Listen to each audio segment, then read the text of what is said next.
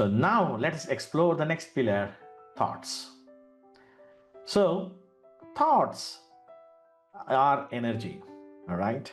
So positive thought and negative thoughts. There are two types of thoughts. So you would have experienced positive thought, like I asked you to remember the childhood memories of getting a mango, and you were able to see that, like, or any kind of incident that happened in your education or academic life, right? Or any new thing or event that had occurred. You went for a vacation, etc. These are also various positive memories we carry, and that is constructive energy. At the same time, you have thoughts which are buried beneath our system, which are negative thoughts as well. So when you look at some specific stress trigger, like as I was telling, like you get some thought and you see that you see a person and you start looking at negativity, right? You see some news in the paper, you get anxiety. So thoughts are not associated with only present and past, it is also associated with future. You start thinking, unfortunately, like last week we had a plane crash at Ahmedabad, right? So many innocent lives were lost, right? So that basically makes us anxious. When you start thinking about that, it basically triggers and you get into an anxious state. What if this happens? What if that happened? Like last month there was Pahalgam attack, and there was a war kind of a scenario. So there could be various reasons for getting the anxiety in our day-to-day life as well, thinking about future. So thoughts basically are coming in even without us asking for it. So that's the human tendency. And how do I clear the thoughts in an instant? So a very simple exercise, a simple activity, okay? So just start observing, okay? So let us do this activity, it's fun, okay? So let's assume that you're getting some thoughts. So you're getting some stressful thought, or you're talking about something, you're thinking about something. Let's assume that you are in that state. Start looking at items in blue. So look for blue items. It could be a blue pen or a blue water bottle, or it could be anything in blue, right? A blue box, right? So just go and start looking for blue items. Let's take about 20-30 seconds. Just start observing where are my blue items. Oh, there is a blue book here. Oh, I have a blue pen. There is a blue jacket. I have a blue t-shirt. I'm wearing blue. So start observing that. So the moment you start looking at it, what is the mind layer you have triggered? You have triggered the conscious mind. You're using the conscious mind, because subconsciously you cannot see all these things. So you should be in the conscious mind to look at this, what's happening around, etc. And that basically, the moment you start focusing on those elements, automatically you could see that your thoughts are grounded. And it's a very effective technique called grounding technique, which basically ensures that all the thoughts in your mind and your brain is basically completely vanished, and you can again achieve mental stillness. So this is another strategy that you can basically use, right? So this is a very important thing.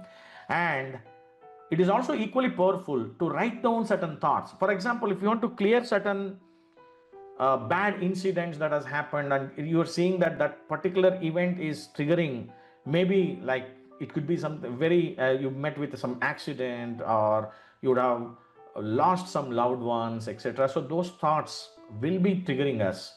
Of course, it could, as long as it does not harm you, there's no problem in recalling memories. Keep that in mind. But if it tries to harm you, harm your health, then time to take action. So this is another important aspect. And for this, let us do a small activity called inner ink. It is basically a type of prompted journaling. So journaling is about writing our thoughts on a piece of paper, as simple as that.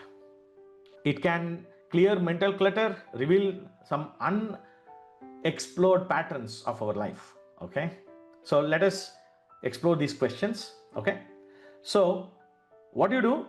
you basically think of a recent stressful situation. Maybe you had today, or maybe a couple of days back, or sometime last week.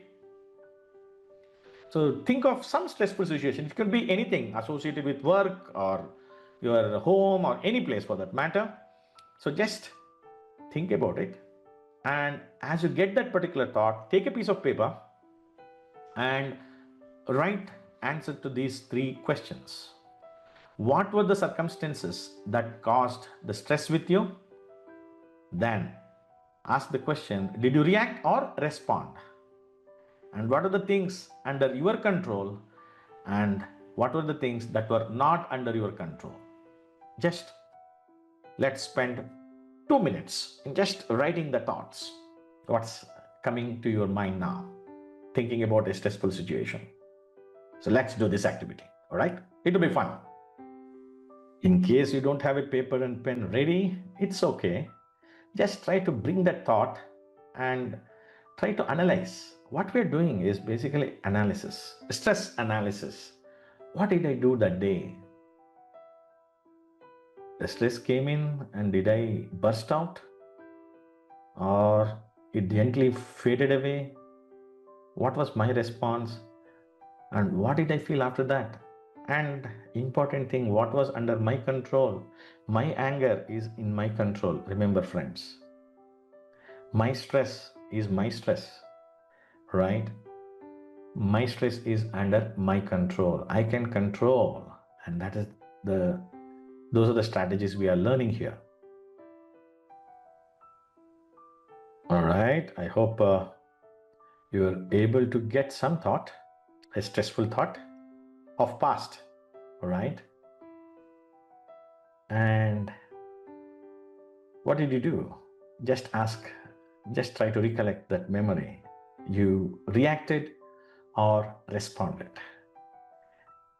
In case you have reacted, you learned a lesson today, how to respond. Take a pause. Try it out. It comes with practice, and it is not easy, friends. I have learned it the hard way. Okay, it sounds very easy. It looks very easy, but it is equally tough. So let me tell you, because stress triggers are there in our daily lives, right?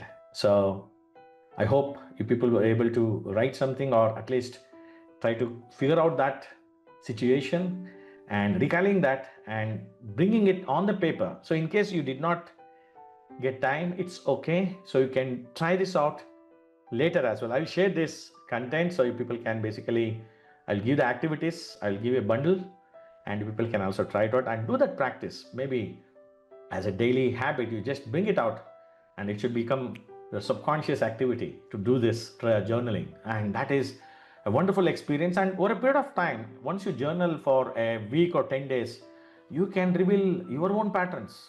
And you did not share that. It will be your own personal thing, right? So that's something which is the power of journaling. This is another effective technique. Take some time, because what is under your control? Our things are under our control. For example, if you go on a vacation, right? You're taking a car on a vacation, maybe say 3-day vacation. What is there in your control, right? Checking the fuel. So if there is any problem with the fuel, it's under your control. You need food is under control. You need some accommodation, stay, yes, you can basically take care of it. What if car breaks down? It's not under your control. If there is a car puncture, for example, still it is under your control. Probably all you have to do is just take it to a puncture shop and get the things fixed, right? But what if car breaks down, or some problem with the engine, etc.? You're not under control. Or you're going properly on the road, somebody comes and hits you. It's not under your control at all. So if you just isolate them, separate them, it will be more easier for you to address what is there under my control. Let me put some conscious effort to control that. Making sense?